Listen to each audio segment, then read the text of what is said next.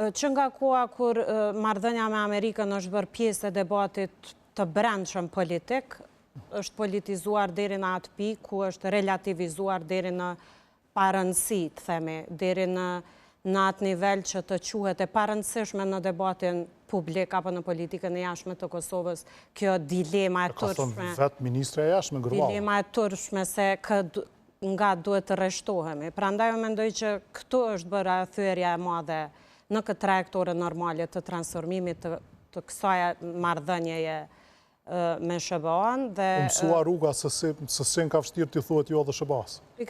Kemi pas momente edhe në të kaluarën kur i kemi thënë jo SBA-s, mirë pa ajo është bërë në rrugë në binar institucional, në kuadër të një dialogu ndërshtetëror e jo përmes kanaleve tjera mediale apo përmes media ndërkombëtare me gjuhë madje edhe të turpshme, ku të themi ish sekretari Amerikan i Shtetit i cili e ka shkruar fjalimin e ish presidentit Amerikan Bill Clinton kur intervenoi NATO-ja në Kosovë, ati i kemi thënë që ndjek politika naive ndaj Kosovës, dhe se madje ka aluduar kryeministri në detyrë tani që ish sekretari Amerikan nuk e njeh Blinken dinamikat në Ballkan. Prandaj këtu është bërë ajo shkarja dhe dëmi më i madh ndaj kësaj do të thotë aleance strategjike, dhe mendoj që lidershipi i ri, qeveria e re do duhet të mendoj në radhë të parë që ta rikuperoj këtë marrëdhënie dhe ta kthej në binarët institucional dhe ta kthej në trajektorën normale të transformimit të kësaj marrëdhënie këtë relacion që të vazhdoj edhe më tutje që Kosova të bëhet ajo që është nisur më parë, pra partnere e perëndimit dhe pjesë e natyrshme e paktit perëndimor dhe e botës që rreshtohet pas Amerikës. Do ta diskutojmë edhe më vonë se është kjo mënyra që t'i arrijmë këto, kjo që po shohim, por zoti Tahiri, duket se më herët në një farë forme në rajoni i ka lahmuar Kosovës për atë që është parë si marrëdhënie speciale me SBA-n. Tash fitohet përshtypja që kanë filluar pak të ndryshojnë raportet duke avancuar marrëdhëniet e shteve të rajonit me SBA-n, kurse ne duke bërë hapa prapa. Qëndron kjo?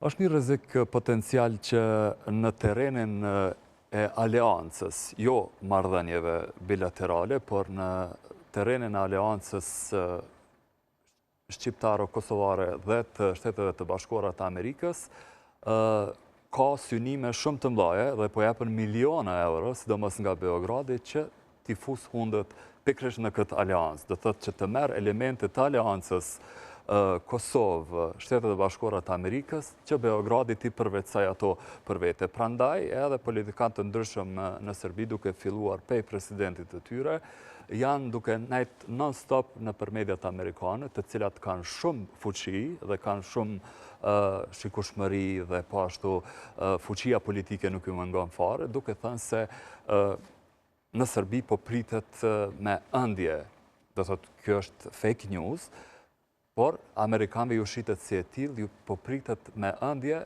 eventualisht një vizitë e presidentit Amerikan Donald Trump në Beograd. Prandaj kjo është një prej rreziqeve kryesore. Kurse sa i përket marrëdhënieve që janë momentalisht mes Prishtinës dhe Washingtonit, mendoj që janë në një farë forme në pauzë dhe janë në një krizë.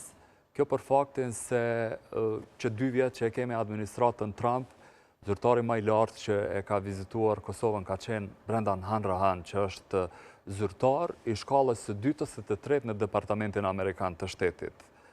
Kurse edhe pjesa tjetër është lënë shumë për të dëshiruar, për shkak se nëse nuk ndryshon diçka, pas 3 muajve shënohet 1 vjet që kur Shtetet e Bashkuara të Amerikës me 12 shtator të vitit 2025 e vendosën në pauzë mundësinë e nisjes së dialogut strategjik mes Kosovës dhe SBA-s. Dhe njerëz në pushtet kishin bindjen, kur folnin me ta jashtë kamerave, kishin bindjen që ky pezullim zgjat eventualisht 2 deri në 3 muaj.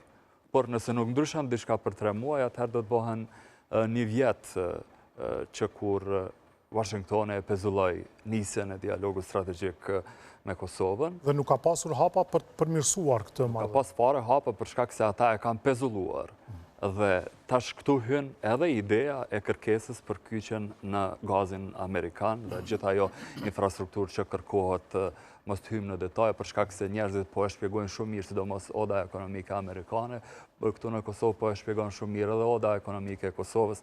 Do thotë ata që janë përgjegjës për t'ju shpjeguar publikut në Kosovë, madje edhe qeverisë, nëse don me marrë vesh, se kjo është rruga më e mirë për mi u përgjigj kërkesës amerikane. Kurse historikisht, e përmendë në fillim të emisionit çështjen e intervenimit të NATO-s, është e vërtet që Shtetet e Bashkuara të Amerikës kanë qenë ideatori i ndërhyrjes për të ndalë gjenocidin në Kosovë, gjenocidin e Serbisë. Mirë po, kjo tash po bëhet publike që ka pasur edhe epizoda më përpara. Nikola Shajinović, i cili është i dënuar për krime lufte në Kosovë, nga Tribunali Ndërkombëtar i Hagës, para disa muajve nxorri diçka, një depeshë diplomatike dhe tregonte se qysh ambasadori amerikan në vitet e 90-ta, Warren Zimmerman, besoj se Trigorani e nje shumë mirë, i ka thënë në vitin 1990... Shumë aktiv qatë 90-tave. Pikërisht, po. Jugosllavi. I ka thënë atëherë ministrit të jashtëm të Jugosllavisë, Vladislav Ivanovićit, në 95-ën. Jovanović, po. I ka thënë, Vlado, na pedina që ka po bëni ju në Bosnjë dhe në Kroaci, do thotë gjenocid. Mirë, po kene kujdes, mos ndërhyrin në Kosovë, do thotë po flasim për 95-ën, mos ndërhyrin në Kosovë sepse bombardohet Beogradi. Dhe i gjithë establishmentin në Jugoslavi, në Serbi, qohën kam, qysh është e mundur me u bombardu Beogradi.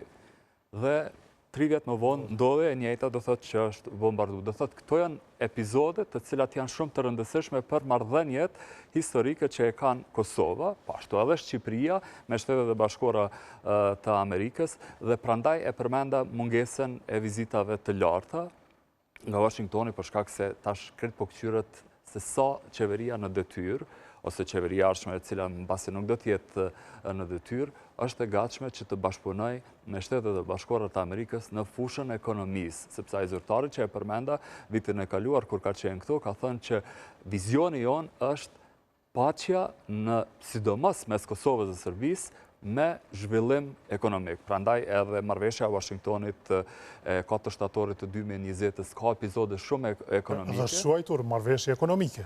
Pikërisht, dhe Kosova nuk ka bërë gati asgjë, sidomos për shtrimin e rrugës së paqes, autostradës së paqes, që ishte kjo në drejtim të Nishit. Kosova i ka implementuar shumicën e atyre pika, ndërsa Serbia është ajo që nuk i ka zbatuar shumicën e pika zëtimeve të tyre. Për shembull, nuk e kemi një diçka shumë të rëndësishme që amerikanët e kanë thënë se duhet të bëhet, të shtrohet rruga magjistrale me eventualisht me 6 Kemi pikën kufituare në Merdore, të cilën bëja për 12 vjet, edhe pse është marrëveshje në quar nga ta. Po, mirë, po flasim për Shtetet e Bashkuara të Amerikës. Strategjike shumë të rëndësishme që SBA-ja me këtë marrëveshje i ka implementuar. Po, mirë, po është ideja, për shembull, e autostradës së paqes, që do të ishte shumë e rëndësishme edhe si porosi ndaj rajonit, ndaj Bashkimit Evropian dhe po ashtu, sepse po implementon, sepse nëse shkojmë ashtu, Serbia normal që nuk e ka zbatu pikën kryesore, bartin e ambasadës